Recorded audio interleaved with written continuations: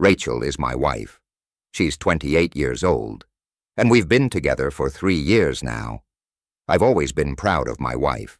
She's intelligent, quick-witted, takes care of herself, and hits the gym and beauty salons every week, unlike me. I can't say I looked terribly bad. My only flaw was the belly I had grown over the past couple of years. I loved coming home in the evening to be greeted by my wife in a short robe. We would sit down for dinner, watch a movie, with me having a beer and her having wine. After the movie, we could indulge in pleasures in the bedroom. Over the 3 years, I managed to completely pay off the house credit, and it became fully ours, just ours, and no one else's. I also got a promotion at work, which means more money for our family. Overall, we lived in harmony. The only thing that caused disagreements and heated arguments was the question of having children. I believe we're ready for a baby, especially since I'm already 30. On the contrary, Rachel thinks we should first live for ourselves, see the world, and accumulate capital. I always tell her, "Darling, what you're saying means we'll have kids no earlier than 40, and by then, it might not work out. I really want a child, and the sooner, the better. Don't you remember how we discussed before the wedding that as soon as we pay off the house credit, we'll start a family? It's been 2 years since we paid off the credit, and still no child." Rachel replies, "Dear, I understand, but let's wait a little longer. We've lived our whole lives in this city. I want to see the world, at least one country, and then we can think about having a baby. What do you think about that idea?" "So you're suggesting that we go on a trip, and after that, we can immediately have a baby?" I ask. "Yes," she says. "Good idea, dear. We really need to go somewhere and relax," I conclude. Rachel didn't work anywhere because I prohibited her. I saw no point in her working since my salary covered our living expenses, and we saved 35% of it every month. So we had enough money to provide Rachel with beauty salons, the gym, massages, and our joint travels. The next day, after the conversation, Rachel welcomed me home from work with excitement. She was jumping around the house, shouting, "Hooray, hooray, hooray! I've chosen where we can go for a vacation. Look!" She handed me the phone, and I started scrolling through the photos.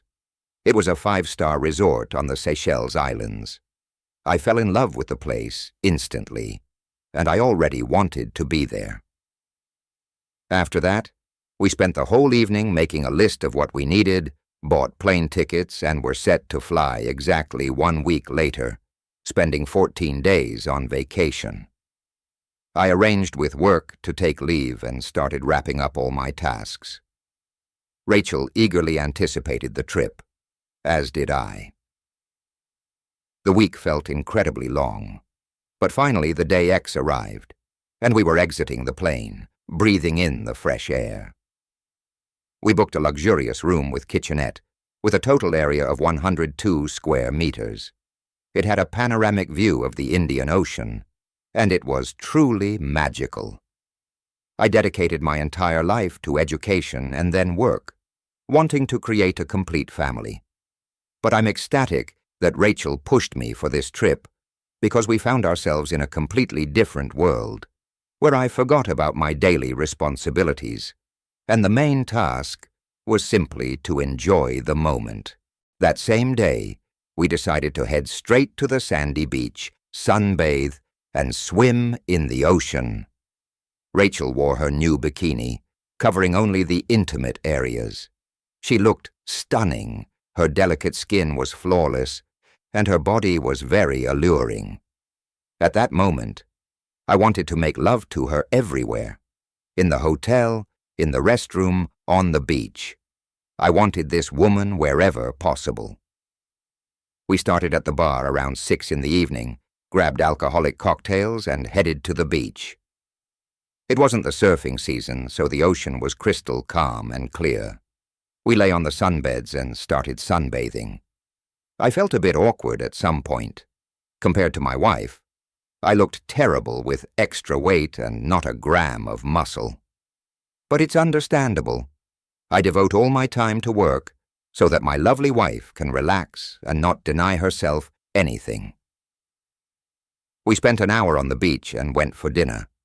There was a large buffet, and we could try whatever we wanted. I loaded up on food, while Rachel took a salad and a fruit plate. As we sat down, a young couple approached us, wanting to introduce themselves, and we invited them to join our table. Kevin and Tiffany weren't married. They were both 22 and looked great. Kevin looked more muscular than me. You could tell he dedicated a lot of time to himself. Tiffany was also well-groomed and beautiful, but I wasn't interested. During the conversation, we found out that they were on the same plane as us, but they were flying business class. Kevin worked for a large IT company, and Tiffany didn't work, just like Rachel. They'd been together for 5 months and had already visited 3 different countries. As they shared all this, I was nearly choked. I was shocked that a young guy without an education could afford such resorts so frequently. I felt envy.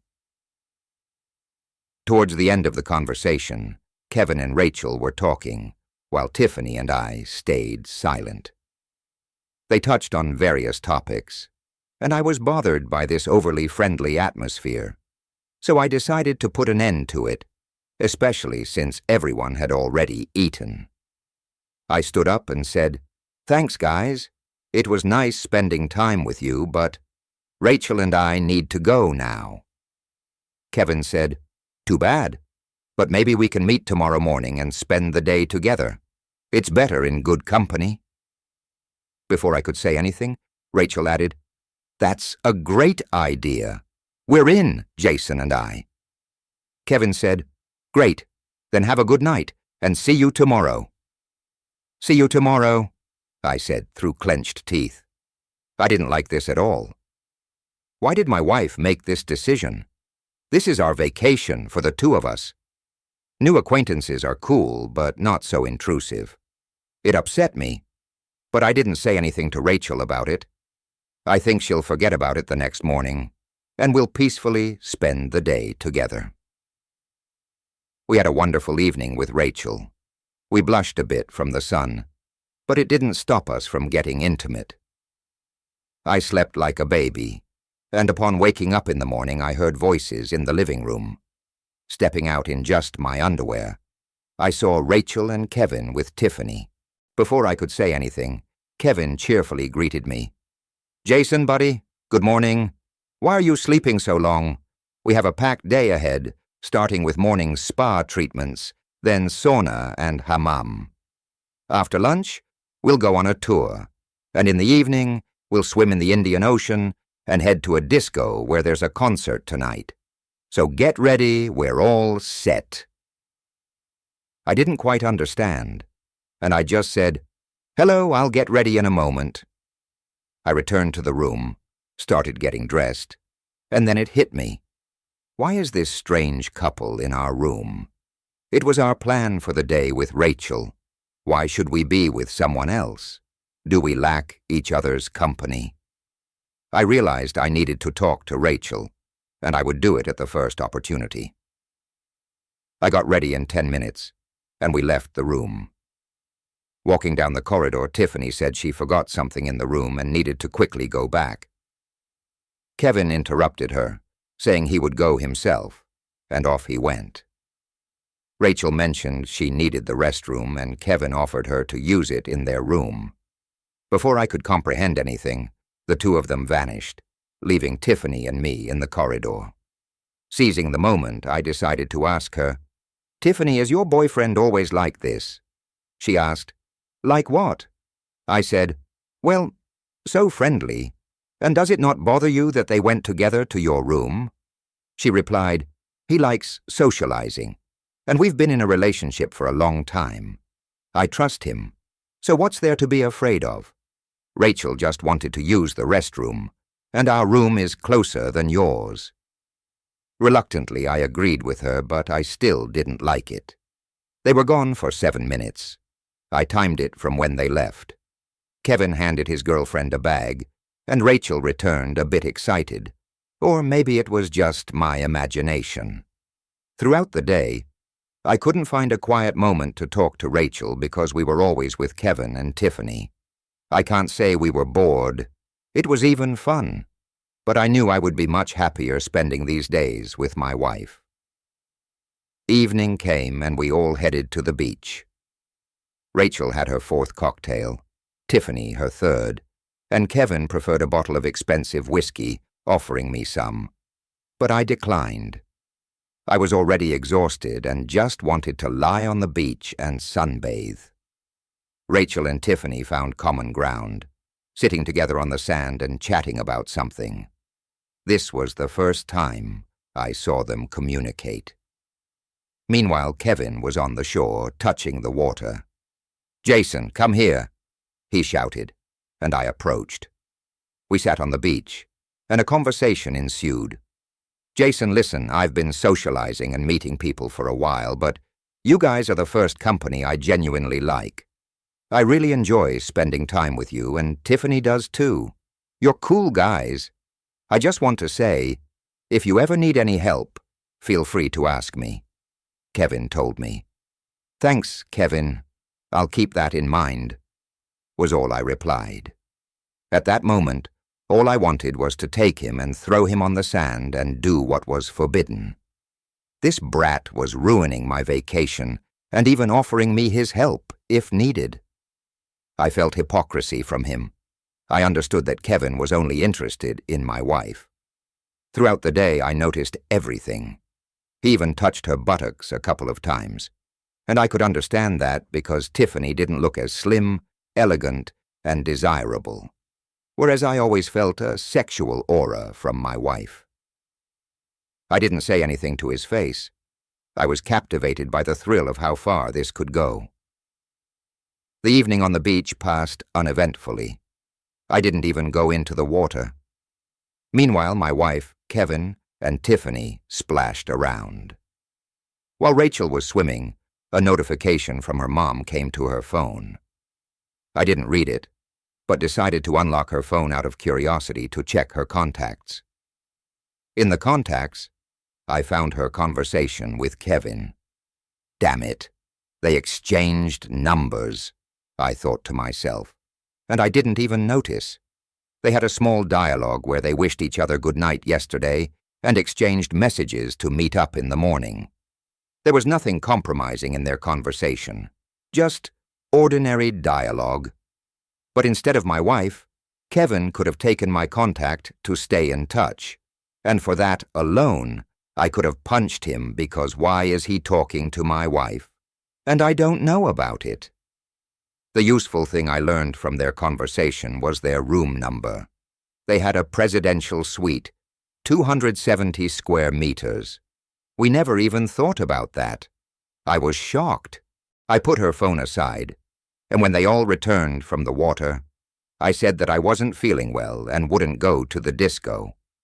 But the only thing I heard from my wife was, "Okay, you can go to our room and rest. We really had a busy day today. I'll be back late, so you don't have to wait for me."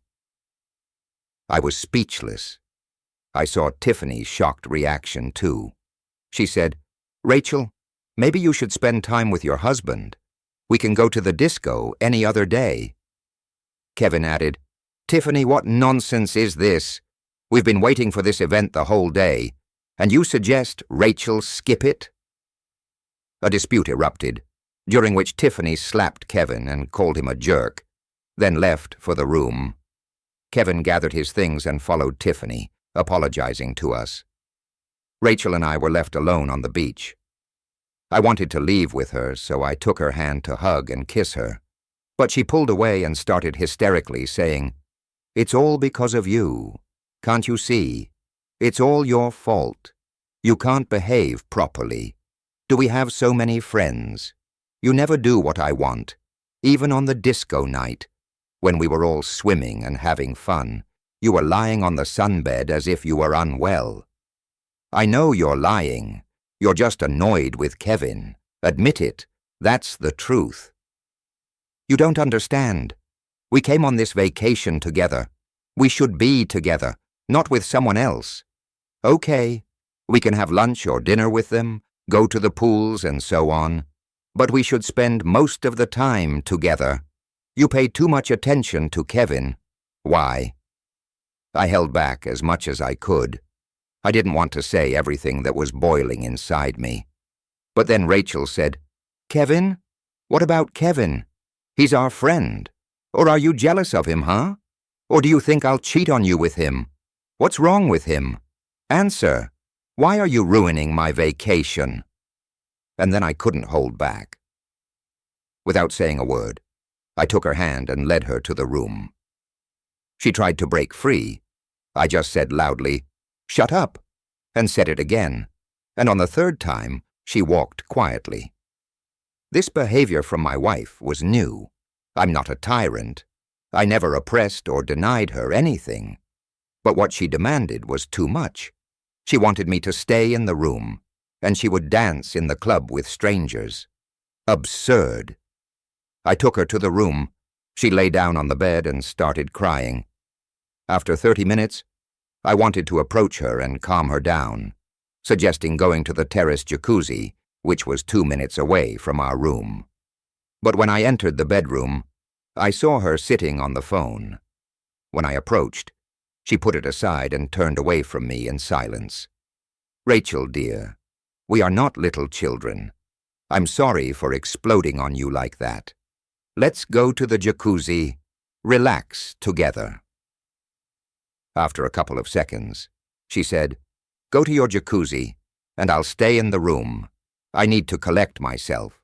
We'll talk later. I tried again, but it was useless.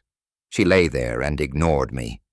It was 8 in the evening, and I went to prepare for the jacuzzi, letting her know I would wait for her there.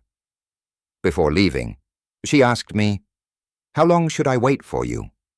I replied, Somewhere around an hour. You'll join me. Okay, I'll think about it, she replied. I left her in the room and went to the jacuzzi. It was magnificent. My whole body was massaged, and I felt like I was in space. It was already dark, and I lay there enjoying the clean air and the starry sky. About 10 minutes later, it struck me. I began to analyze the situation in my head. I understood that Rachel and Kevin had some feelings for each other. They spent more time together than with Tiffany and me throughout the day. Tiffany didn't notice this connection at first, but in the evening, when they had a quarrel, she probably realized something was wrong. Then I remembered their correspondence. Rachel had Kevin's contact, and a terrible thought crossed my mind. What if, while I'm not in the room, Rachel wrote to Kevin, and now he's in my room with my wife?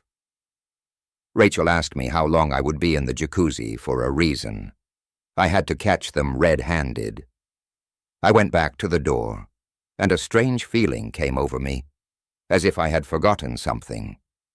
I didn't have the keycard in my bag, even though I distinctly remember putting it there. When Rachel came out to ask when I would return, she also handed me my bag, apparently pulling out the card at that moment. It was bad. In that moment, I realized I could approach the administrator and ask for an additional card. The main thing was that she remembered me. To my luck, I got the card, and I promised to return it the same day. I returned to the door, and my body seemed to stop obeying me. Activating the door quickly, I entered. The first thing I heard was a female moan, which abruptly stopped when I walked in. I immediately went to the bedroom. I saw this scene. My wife was sitting on Kevin, and the room was very stuffy. All her lingerie and bathrobe were scattered. Panties hung on the picture, the bathrobe was on the floor, and the bra was on the chair. The first thing Rachel said was, "Sweetheart, this is not what you think. Let's talk." A mix of emotions surged within me. I was humiliated, and now I had to have a conversation. Moreover, I stood there for about 10 seconds, and they didn't separate from each other. Unable to bear it, I rushed straight at them. I pushed Rachel off the bed and leaped onto Kevin. He managed to hit me a couple of times first. I just wanted to grab him. So unable to hold back, I stunned him. It was as if he had fallen into a deep sleep. Rachel sat on the floor, afraid to move. I cast a disdainful look at her and said, "Darling, you don't want trouble, do you? Come to bed with me." What do you want to do?" she asked. She obediently listened to me, and strangely, I liked it. She lay on the bed next to Kevin, and I got up, heading to the drawer. At that moment, Rachel asked me, "What did you do to him?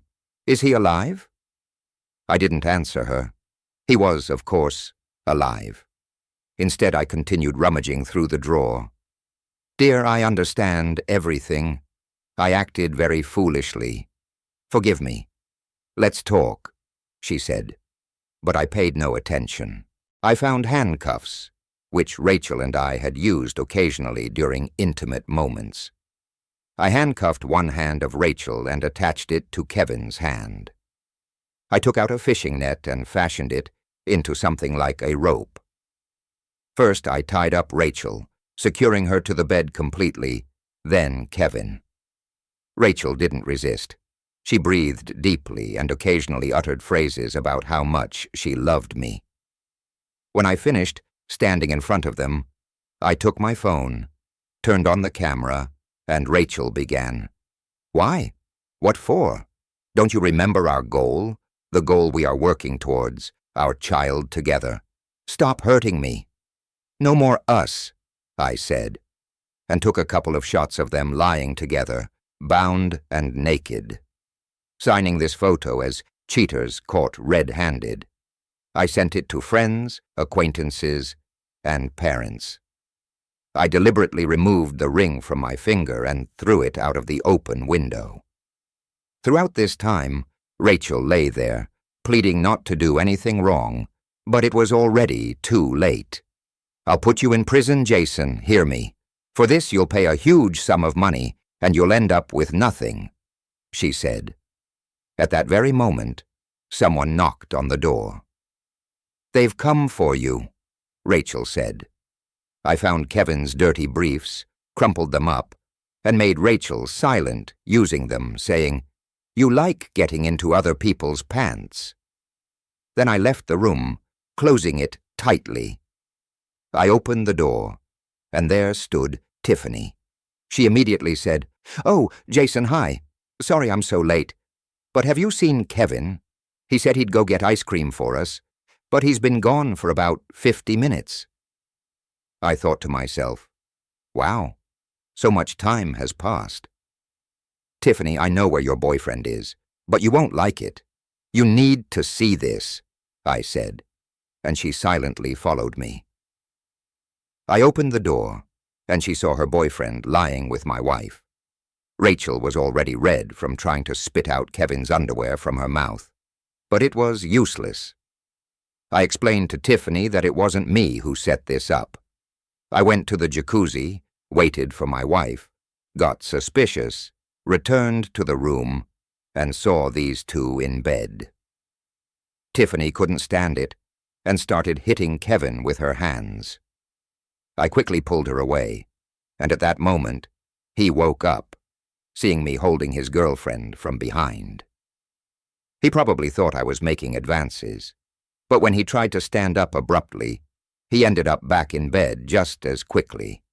They were both tied up and couldn't do anything. "You understand that it's over for you.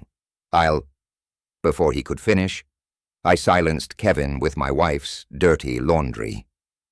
Now they both lay in bed, unable to do anything. Tiffany watched all of this and cried. I closed the window and turned on the air conditioner, setting it to the highest heat. I gathered all my things from the bedroom.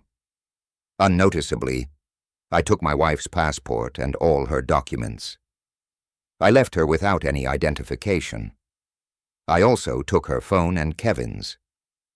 I removed their SIM cards, smashed them on the floor, put them in a bag, and Tiffany and I went to their room. While Tiffany packed her things, I also took all of Kevin's documents and put them in a separate bag with Rachel's phones and documents. I also took my wife's and Kevin's credit cards. In Kevin's suitcase, there was about $450,000 in cash. This turkey carries cash with him. What a clown, I thought to myself, and decided to take all that money.